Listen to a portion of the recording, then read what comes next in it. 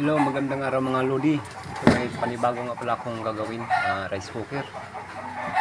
Ang problema ng rice cooker na ito mga lodi, tinatamad na siya magluto. Bakit siya tinamad magluto?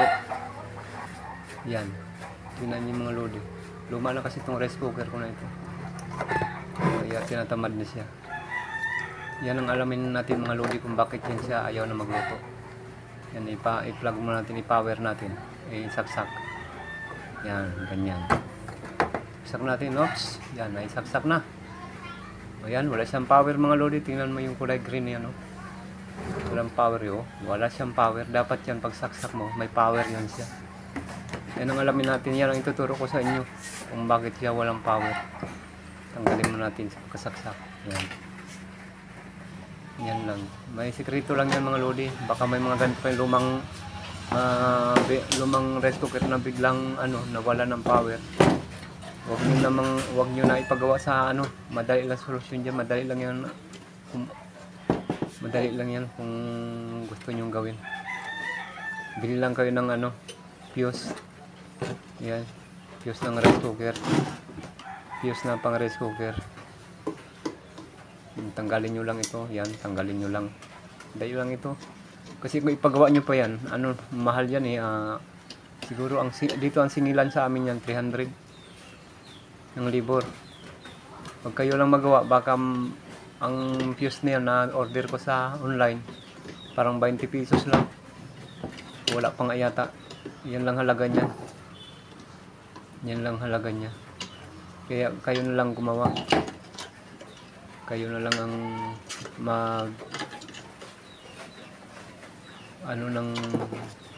Di may fuse ka pa doon ba? problema ng rice cooker na to. Ganyan lang yan. Putol na palang fuse. Tanggalin nyo lang yan. Yan ang naging problema niya. Kaya yan siya tinamad na magluto. Kasi yung fuse niya putol na. Yan.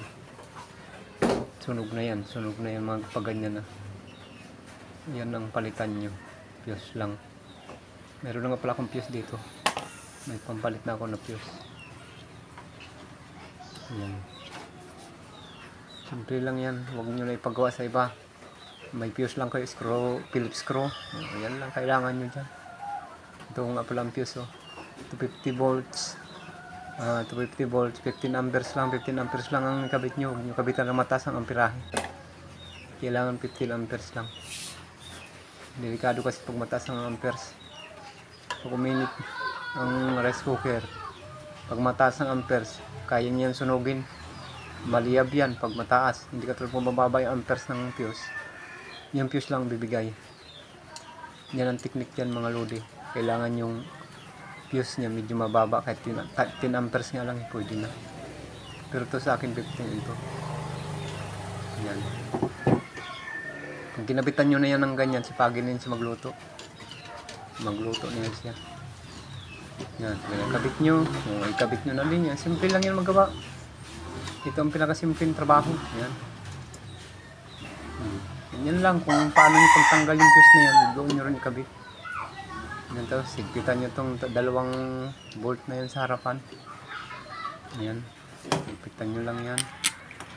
Yan. Mahigpit na. Yung kabilang dulo ng fuse yan. Ikabit nyo na rin yan. Tanggalin nyo muna itong yung kabila kasi yung bolt nyo na yan. Diyan naputol yung kabilang paa ng fuse. Tanggalin nyo na rin yan. Yan, tanggalin nyo. Pag natanggal na yan, dyan nyo rin ikabit. Kung anong kasama niya dyan sa pagtanggal nyo, yun rin ang kasama niya sa pagkabit. Yan, kasama niya yung kulay blue na wire na yan. Yan din ang kasama niya sa pagkabit. Yung blue na wire na yan, doon yan sa switch niya sa kakabit, sa switch. May switch yan doon sa kabila eh. Yan ang blue na yan na wire. Yan, isama nyo na dyan pagkabit. Ganun lang kasimple magkagawa ng mga rice cooker. Tignan nyo, pag naikabit nyo na yan, fuse, sipagin yan magluto. Yan lang dyan, yung ang dahilan kung bakit tinamad na siya magluto. Yung na yan, fuse na yan. Ang na ito rice cooker, mga 5 years na siguro. Sa luma na to siya. Lumang rice cooker na. Gamitan ko lang ng pang kontra na flash kasi luma na baka maputol yung niya, stand. Yan. Pag alam nyo mahigpit na, yan, check nyo rin yung okay.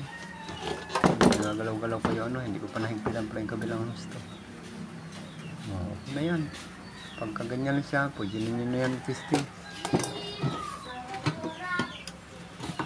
Tingin pa talaga, ano ba yan? Kabit mo na yan, kinabit na. Yan. Para sa mga baguhan lang to kasi ako hindi track master eh. Ano lang ako, ano lang din to sa akin, sariling pag-iisip, sariling pag-aaral. Yan, isaksak na natin. Yun, kita nyo mga lodi, may power na siya, kaya na walang power yan.